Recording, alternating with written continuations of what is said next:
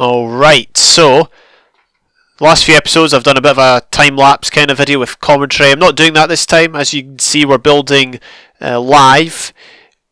Just kidding, we're not actually. Yeah, so I'm doing another time-lapse. You can probably guess what I'm building here in the farming area based on what you see in the footage. We are indeed building a sugarcane farm. It's a design that I found on YouTube, but I have modified it. I wouldn't say I've added my own touch. I've just done whatever anyone else would do if they wanted to expand it, and I've made it really well, I say I've made it really easy to really add to and get the maximum potential out of this farm, but it did take quite a while. It took a lot longer to build this than it did to build either the melon farm or the pumpkin farm that we did in the previous two episodes. I am aware we're doing a lot of farm builds. The reason for this is because these items, namely pumpkins, watermelon and sugarcane, they're all important for villager trading, and I really want to get the villager program pushed on a bit, and for that we need materials. Yes, I do already have a sugarcane farm, but no, I don't have an automated one. In fact, I don't think I've ever actually built an automated sugarcane farm in Minecraft before, so it's new to me. I'm trying to remember, I don't think so. I've always just been the sort of person to plant it by the river, or do that lily pads sugarcane farm design thing that you can see at my spawn area of this world. But this thing, it looks pretty cool. At least it looks pretty cool from the front. Doesn't look so cool from the back, but you know, we won't be around the back much, I would assume.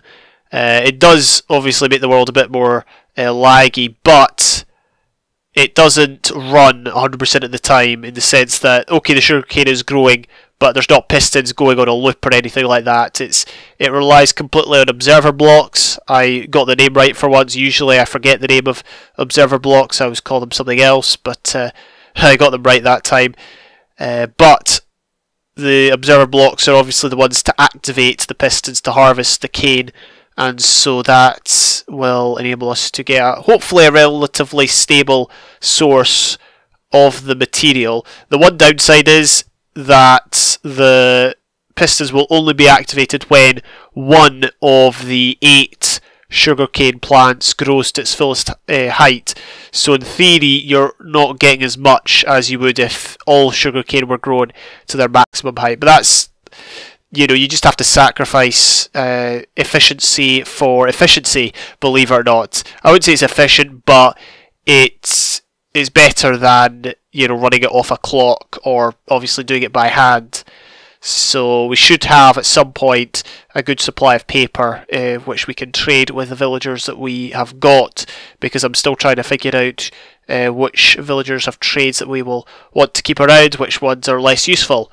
And yeah, beyond that though, there's not much else to be said. I had to add glowstone in, as you can see, just by the sugarcane in order to prevent mobs from spawning. There is grass involved. The person in the tutorial used sand. I think it's a myth that sugarcane grows faster on sand. Even if it's not a myth, it's a lot easier for me to use grass for this particular design, because if I was to use sand, I would have to I'd have to make each layer 1 block taller, because I'd have to add a block underneath the sand to keep it in place. So it was just easier to use grass. Why did I use grass? Simply because it looked nicer than dirt. That's basically as far as it goes. I obviously had to ladder up the side as a means of getting up temporarily. There's no real way to get up now. You know, just have to use a lighter or something like that. Anyway, that should do it for the time lapse. And let's get back to the present. And there we go, we have got the farm finally finished, as you can see, and you can kind of see it in action there. There is, oh, that one up there seems to have just been harvested. This is the first automated sugarcane farm I've ever built in this game, as I have already said. As you can see, it is producing quite a bit, which is encouraging. Is there a way I can get in? I'll basically speak about how I designed it. At the start I had sugarcane going all the way along here, But then obviously I figured out I had to nourish the ground using water. The water doesn't actually cover this middle block, it's 8 on either side and water only flows 8 blocks. So from that point of view I had to just have one long line of quartz down the middle. By the way, quartz was a pain to build with because I kept running out and having to go back for more. There's large areas in the nether now with no easy quartz to get. So yeah, I'm going to have to think very carefully about what blocks I use to build with in future. It certainly won't be quartz, at least not without some sort of a debate. But one of the other issues was the water up here. I realised that we would have to have signs over the glass, which I do have. It doesn't look good. It doesn't look that good, but you don't really notice, and they're kind of just floating there, which is fine. So the signs in the glass on every level, they keep the water up, and the water is flowing to the middle here. The reason for that is because instead of having water in every block is, well, obviously it makes it quicker. It'd be a pain having to make water source blocks on every single block here, but also items of course float in water now. I don't think that actually occurs here, because once the, like say for example there is sugarcane here that gets harvested, I think it's just going to fall straight through the water due to its downward velocity, and I think that will just occur on every single level. But if water does happen to get stuck on one level, it'll nevertheless get pushed to the centre block and it will fall into the hopper here. So it's raining cane at the minute. The rain in cane mainly falls in... Okay, no, that's not how the rhyme goes. Anyway, yeah, we're getting a lot of sugarcane, which is fine. I'll show you what the back of it looks like. It's not that good. You can see all the glowstone, you can see the back of the observer blocks, you can see the redstone, but it goes all the way up to the... Well, it goes up to Y... Actually, no, it does go up to Y256, I think, so it goes all the way to the world height limit.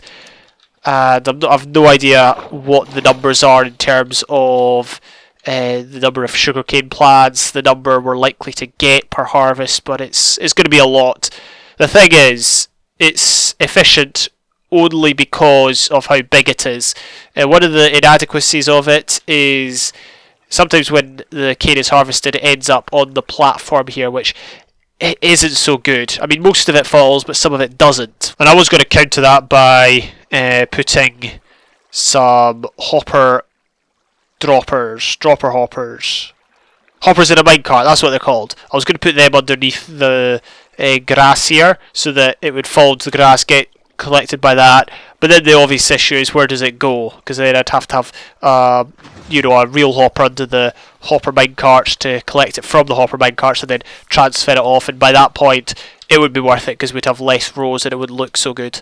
But I think it looks decent, so I'm happy with it. That is the build complete, and it kind of sucks I've only spent about 10 minutes in this video talking about it, because it took me a long time, several days of work to get it done. I mean, these only took like a couple hours. This is just a beast, and most of the work was spent getting the quartz together.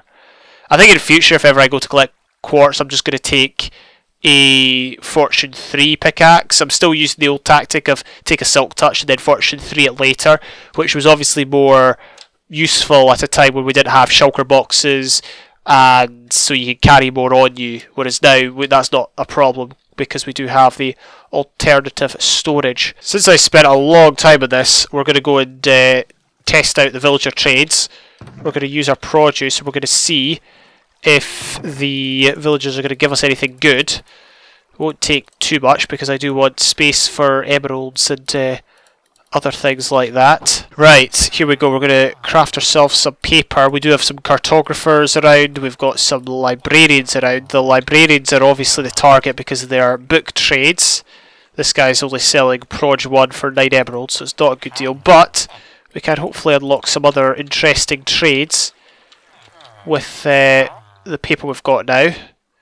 Books. Oh yeah, I was going to build a cow farm here. Bookshelves. Right, we're going to have to get some more emeralds. 28. Is 28 a good trade? I'm not sure. Right, let's see if we can unlock any more. That looks promising.